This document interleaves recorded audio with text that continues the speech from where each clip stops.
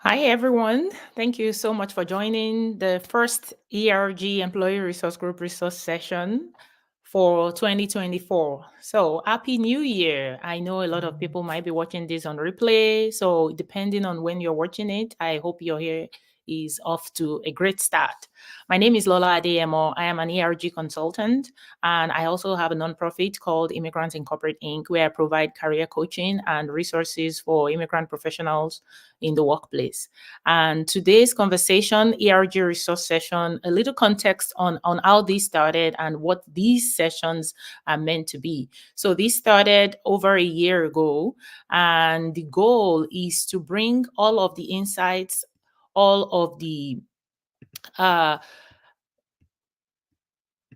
of the insights from the ERG communities that I am working with daily, weekly, monthly, into just very clear and impactful points and actions for ERGs.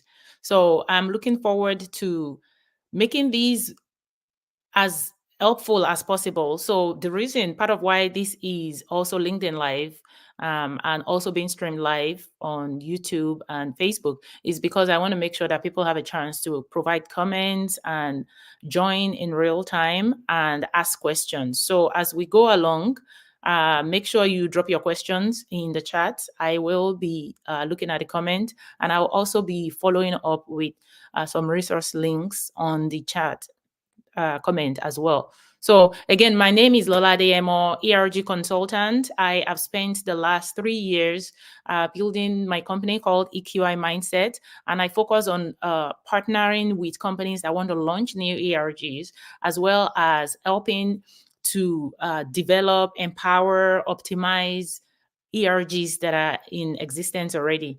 Again, if you think about the ERG landscape, most companies will launch with a couple and then continue to add on different ERGs.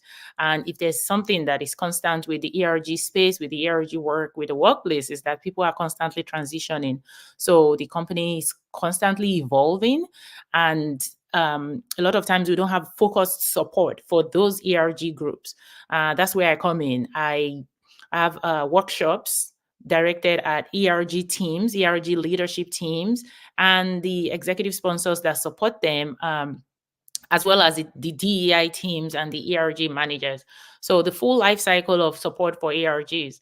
And so we have a couple of ways that the ERG community has sort of been evolving over the last few years. So there's a monthly call called All Things ERG. If you've not joined one of those, the great space to be. And that happens every first Friday of the month. We are meeting, we are sharing, we are answering questions in real time, and we are also diving into a lot of case studies and best practices. So over the last couple of weeks, I've really been focused on employee resource group executive sponsors. I see the spectrum. There are companies that have really great executive sponsors for their ERGs, and there are organizations where there is no executive sponsors at all, and the ERG groups just kind of exist and are doing their thing. And so one of the reasons why the ERG resource session today, why I wanted to really focus on the ERG executive sponsors, is to address that and also share a little bit about why this is timely for this current climate. Again, this is the beginning of the year, or the beginning of your workplace year, is kind of a great time when people talk about, goals as far as programs and events and initiatives. And so we have spent a couple of our All Things ERG monthly sessions in Q4 talking about goal setting and vision planning and budget conversations and how to bring all your data together. And as we go into the new year, every month when we come together, we're still going to focus on those conversations. But the conversation on ERG executive sponsor specifically is very important and very timely because of three different things. So the first one is the current DEI climate. So if you are a diversity, equity, inclusion, belonging, justice practitioner, you know that the current climate is a little shaky when it comes to support and advocacy for. And then the other thing is the reality of the workplace, right? The state of the workplace. When we talk about corporate organizations, the large organizations and the small organizations, hierarchies and structures is really defined, and it's here to stay, right? It's the way things get done. Is not a lot of organizations have the flat structures, and even if you do, how do decisions get made? How things moved along? It's usually tied primarily to the financial goal, which is great. I mean, companies need to make money to survive. So that's the state of the workplace. Is there's hierarchy and there's power structures in place because of titles, because of levels, all of that exists. And then we talk about the problem of employee engagement and retention. Over the last couple of years, there's been a lot of focus on people leaving, people transitioning, people changing careers completely.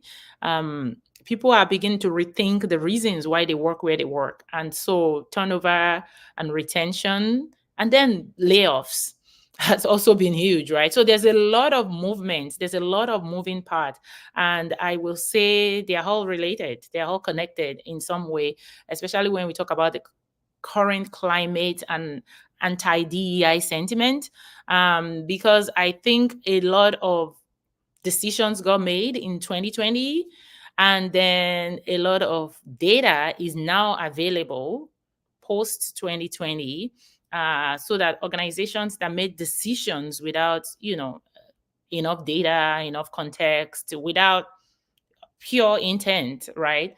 Things are all kind of sifting around now. So I think when it comes to whatever terminology we choose to use, right? So right now, the terminology DEI is under attack, but the work of making sure that your people love what they do, love where they work, and they stay working with you and giving you the best is something that is always going to be important. So let's describe these in a way where we can all agree that this is important for us, for our workplaces to survive. Is not making money, is not just the goal we focus on. We have to make sure that our people are engaged. They want to work where they work, and that they are putting in all of their effort, and they've been rewarded and celebrated. So it's all connected and it's all tied together. So from that perspective, the role of the ERG executive sponsor becomes really critical. If you think about all of the ERGs, there are different ways ERGs got started. A lot of ERGs really get started organically. So from the bottoms up, is employees coming together around a common cause and asking for a space to be created and for support. Is usually like having to get support, having to build a case for why we want this group to exist, having to convince leadership that we want ERGs, we need ERGs, and we want ERGs around these. And if you think about even that format, right, it's really who is able to speak the loudest, which group has the loudest voice speaking on their behalf so that they get heard, right? It doesn't necessarily mean is all groups. It doesn't mean is all employees have a place within those groups. And more recently, now we are seeing companies that are coming, from the top down, trying to start ERGs. So there's no right or wrong way of getting ERGs started, but there is best practices and tips and resources that can help those ERGs stay effective and make changes and be very result driven systems changes around the organization, right? And so for the work that I do with them with EQI mindset, that's really the focus. Is you have groups. How can these groups be successful? How can you support them in a way that you're driving impact for your organization and for your people? So ERG is a part of DEI. It's a key part of DEI, and I, based on the current climate, I think it's also a powerful tool to continue the work that we are doing, and actually accelerate the rate of getting results.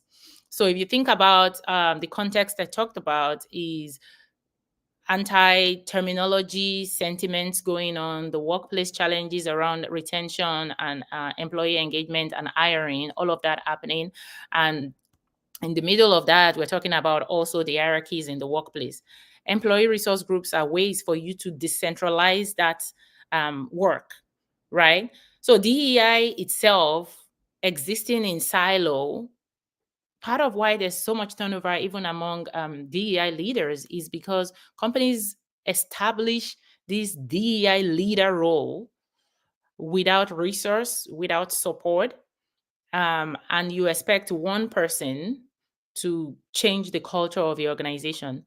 And a lot of the DEI leaders end up getting burnt out, getting frustrated, and step away because the passion, what gets you there first as a DEI practitioner is the passion and that desire to see change. But that alone cannot help when you are faced with so much opposition within the organization. So DEI, decentralizing that action, ERGs can become a really powerful tool to get things done. But then that gap, that leadership gap, is where the ERG executive sponsor really comes in. If you think about it, the ERG executive sponsor is somebody in a leadership role working within an organization who has been appointed or asked or who volunteered to be a lead, a sponsor, an advocate for each ERG. So most companies would have an executive sponsor for each ERG. Now, some will have more than one, depending on the size of the organization and how many ERGs and the size of the ERG membership as well, right? The logistics of what your executive sponsor structure should look like is kind of tied into what your ERGs should look like in the first place. But ERG executive sponsor role becomes really powerful when we talk about how do we drive change. Now, there's a lot of research that is coming out now, and part of why I always love, the end of the year season is because we have all this research as well, all this data, and so there is growing interest in employee resource groups. Even as the climate continues to kind of be shady around DEI support, ERGs are on the increase. A lot of organizations are launching employee resource group, are wanting to support employee resource groups, are advocating to have these groups exist within their organization. And I think that's the powerful tool that we can leverage to make sure that we are driving the change that our people actually want. So ERGs are employee-led, company-supported. And that difference is what helps us to balance. Is this something we push from the top, or is this something we encourage from the grounds up? It's both. But with the ERG executive sponsor role, we are providing, we're first giving actionable steps to our leaders in a way that help them support the ERGs, right? So whether the ERG executive sponsor is appointed, or whether the ERGs approach a leader and ask, and then the ERG leader volunteer, ERG executive sponsor volunteers. If you have an executive sponsor, you have somebody in a leadership position who is there for you and for your group and for your organization. So the first thing is, and I put an article out on the ERG and U newsletter, and I will drop the link in the chat after we're done with some of the frequently asked questions that I've gotten around ERG executive sponsor. And some of them are really around depending on where your company is. If you're just starting, you're wondering, how do I start? Who do I choose? How many executive sponsors do I want? What do I prioritize in order to determine who an executive sponsor should be? How often should I meet with my executive sponsor? How do I tell an executive sponsor who is not being effective, we need something different. We're not getting what we want. How do we ask for a different executive sponsor, or how do we ask an executive sponsor for more of their time or more of their resources? And those conversations, if you have specific questions around that, you can drop it in the chat as well, and we'll talk about it. But what I wanted to share first is for the executive sponsor, in terms of who are we looking for, or if you are an executive sponsor, what are some of the things you should focus on?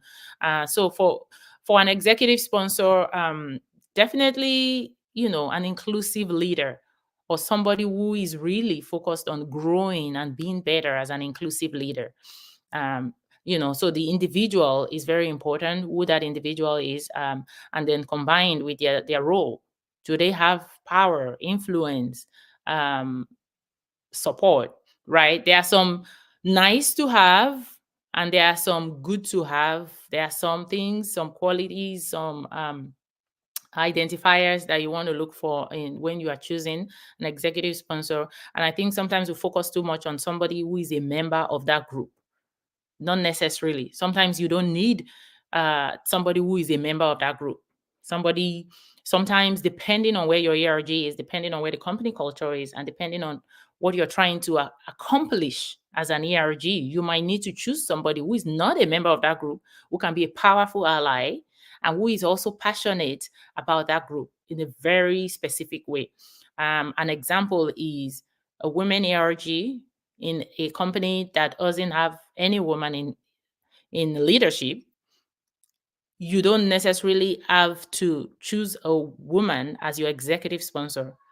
You can choose a man as your executive sponsor, and then partner that up with somebody who is mid-level, who is a woman.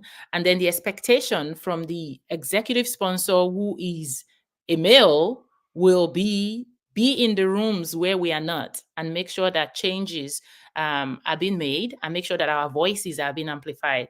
So designing the executive sponsor role to address the specific need that you need for that, that you need to meet for that group, is very important. So if somebody is interested, a lot of times we have leaders that would raise up their hands and say they want to be part of the role of the DEI leader, and the ERG manager is sort of putting together sort of the how do we choose which one is best. I think a lot of times we also need to look outwards, because a leader in an organization might only be involved on a very technical level at their day job, at the level of their day job. Sometimes you need to look outwards. How engaged is this person? Is this person engaged in their community? And the way to find that out is asking them questions, trying to understand their level of engagement, involvement. What are they passionate about? The things they're passionate about might not be very evident unless you ask them. And that's the power of storytelling. So I'm trying to speak to this from both sides, from the sides of the ERG members that are trying to choose an executive sponsor, and from the side also of the executive sponsor or the executive leader who is trying to support ERGs at that level, right? So what are some activities or efforts this person will be involved with, or have already been involved with? If you are somebody that wants to be a sponsor for ERGs, and you are an executive leader, you should be mentoring somebody already. If you are in that role, you should be volunteering with an organization already, or you should be sharing your personal story of how this group is impacting you. We've had a male leader who has daughters, and will share stories about his experiences with his daughters, and some of his goals and passion, and his relationship with his girls, and trying to make sure that, when his girls get into the workplace is a better place. I'm passionate about making sure that my girls, also grow up to see more role models around them. So things like that, asking questions that go beyond the title and the role that you see that leader performing within your organization. And if you think about executive leadership as well, they might be newer to the company. Sometimes leaders in executive roles come in, and there's very specific plan of action for especially the first year. So maybe they don't necessarily have time to engage as much during that first year. So you haven't had a chance to really see them be involved within the organization. This is where the questions come in. Around their involvement, and then also looking at their career path, because it's going to be evident. You're going to see that. Now, with that being said, I have also seen organizations where the executive sponsor role is appointed from the top and is used as also a growth path for the leaders. So if you have people on your leadership team as a CEO, you have people on your leadership team that are also we're also trying to grow our leaders. And sometimes that growth can happen by the ask for them to take on an executive sponsorship role for the ERG. And some organizations will even tie it into their day job, or like 5% or 10% of your time. I mean, having the support of the organizational leadership team to have a member of the C-suite support an ERG, that's also powerful as well, right? Because there's that accountability, and that leaves room for that executive sponsor to learn, to grow, and also to share their insights in those spaces where the ERG leaders and ERG members are not necessarily present, right? That advocacy work is further accelerated when the organization supports that executive being an executive ERG executive sponsor. So thinking about who to choose, how many people, those details are kind of what would need to be worked out as you build out your ERG launch plan and your ERG strategic plan. Definitely, yes, you need an ERG executive sponsor. If you are an ERG that doesn't have one, this is a great time to start to think about that. It's never too late. If you've never had an executive sponsor, sometimes as an ERG leader, you can do the ask. You can ask whoever is responsible for talent, for HR, for the ERG oversight within the organization. We really want an executive sponsor. How do we go about that? How can we find the right person, and how can we engage with them, right? So do the ask. If you're an ERG leader and your ERG does not have an executive sponsor, speak up. Let the organization know that you need that level of support. But if you are an organization that is in the process of launching an ERG, yes, absolutely, you need an ERG executive sponsor, and you need a plan. You need a plan on how to select the sponsors. You need a plan on how to engage and support the sponsors. For ERG sponsors, you think about the inclusive ERG sponsor, and some of the three areas that I want to highlight is leading with listening. Think about the ERG leadership role as an opportunity as well for this leader to learn and listen to people that maybe not necessarily working with them every day, right? People within their organization that they are not otherwise connected with. The gap is being breached with that relationship. So if you're an ERG executive sponsor, lead with a listen. You are not you shouldn't be the loudest voice in the room.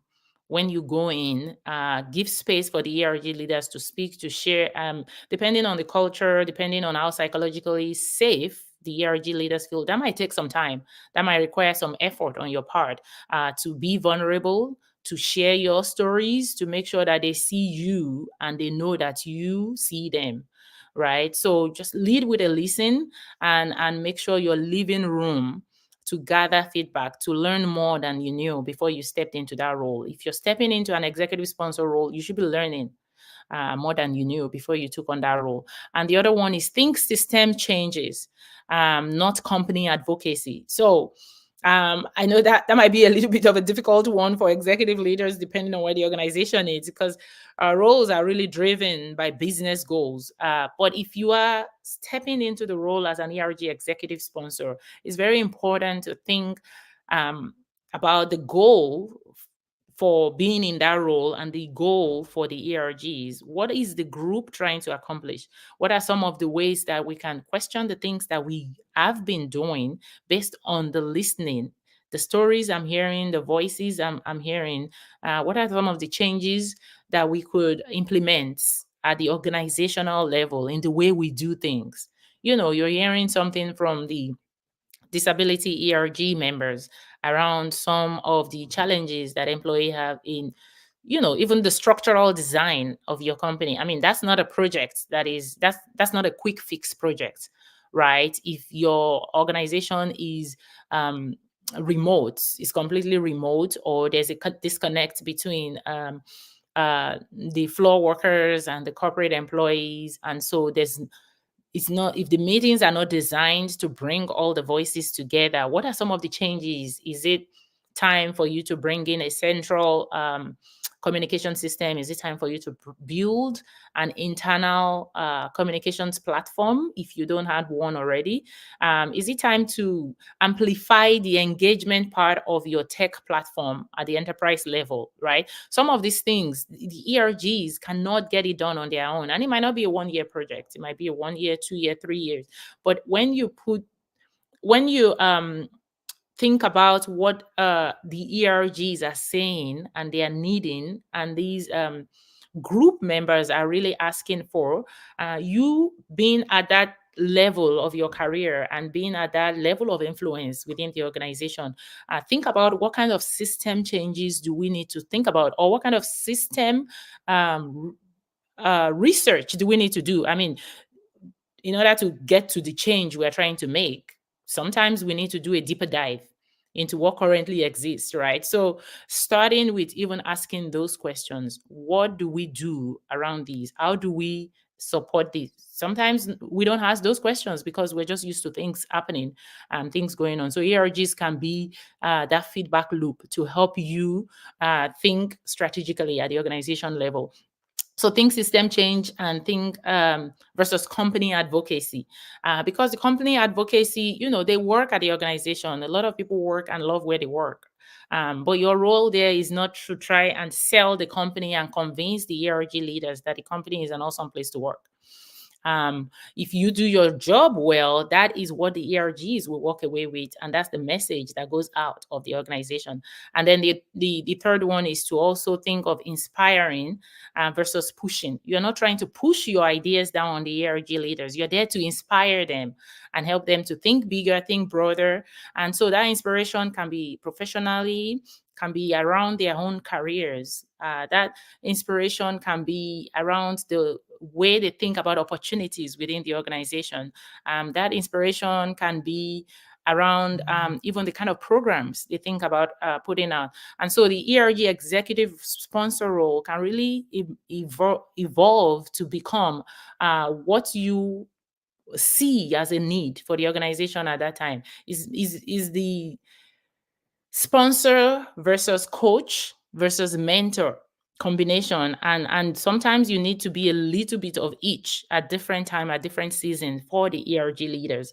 I've seen ERGs where the leaders really needed more of something that sounds as simple as putting together presentations, if impactful presentations for the membership for event, and the ERG sponsor would take a minute to review, provide feedback, do a pitch for me, and let me see how this lands. Something as simple as putting a pitch, a budget proposal together for the organization or for an event or something. Like the ERG executive sponsor comes and meets you at the level of support that you need. Now, being realistic to understand that when we go for who to choose as an ERG executive sponsor, we're talking about people in the C-suite, we're talking about organizational leaders. Time, will always be a constraint, which is why I want to emphasize that you need to determine what is really needed for you as an ERG. And if that time, you're going to need a lot of time. I've seen organizations that build a different layer under the executive sponsor, so that the executive sponsor is only needing a touch point of 1 or 2 meetings a year. And then there is somebody between the executive sponsor and the ERG leaders that is more somebody that is more available and that can be more engaging if the ERGs determine that they need more engagement at the leadership level. But a lot of times, the ERG executive sponsor, the best practices, make sure you set up the initial meeting at key points, pre-plan the meetings. If you have to work with the admin or whoever, get the meetings on the calendar, and also get that initial meeting, and at that initial meeting, have that conversation. What level of engagement do you want? How often do you want us to connect? And some ERGs will be able to say, we want you to show up, right? Even if you are not able to connect on monthly basis. And I would say not a lot of ERG executive sponsors might have time to connect on a monthly basis. And if you have ERG sponsors that can do that, that's great. But a lot of times you don't necessarily need that level of engagement. Quarterly, an initial meeting at the beginning of the year, and then quarterly check-ins. The key is, if you want the ERG leaders to the ERG executive sponsors to help share your programs, let them know that if attendance to your events and membership and awareness is a goal for that ERG, if you're early on and you really need the organization to know that your programs are happening and to get some support,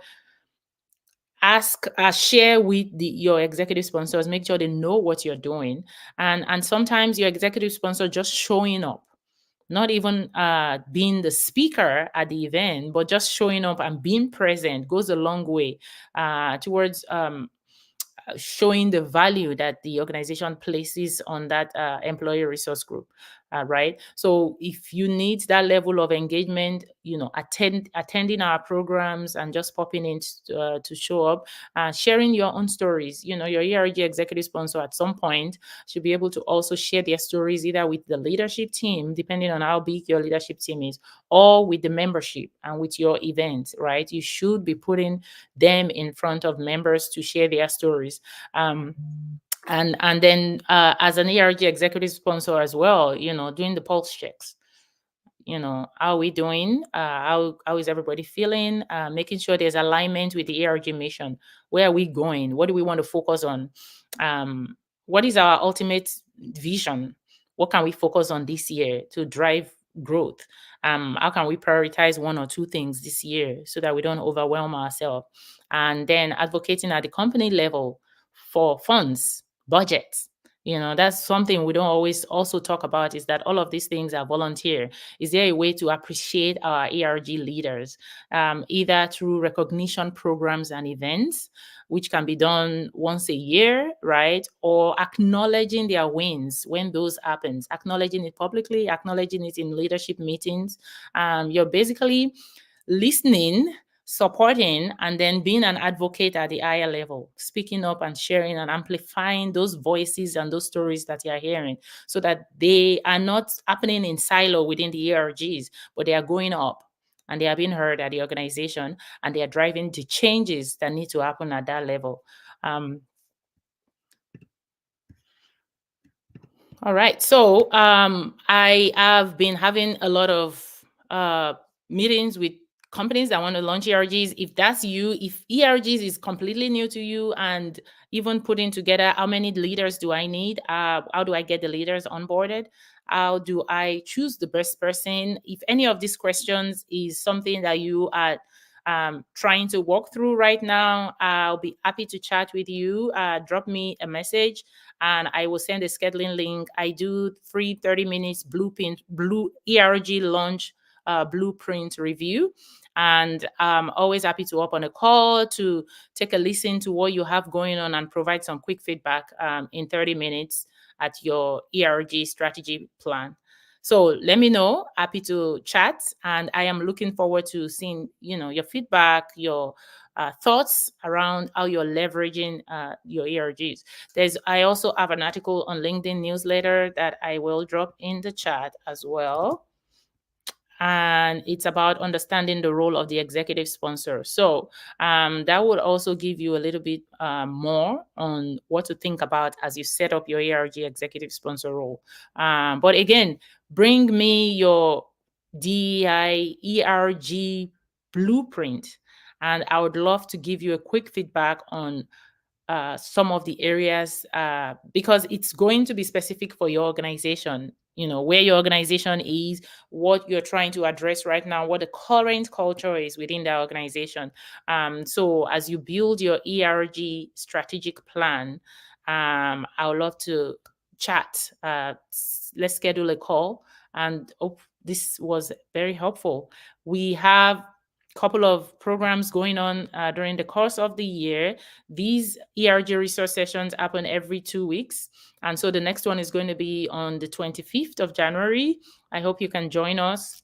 And it's available on replay. So once you join, you get access to watch it over time. And you can also go to YouTube, EQI Mindset YouTube. All of the links are on the details, and see all of the past sessions that we've had every month, every first Friday at 10 a.m.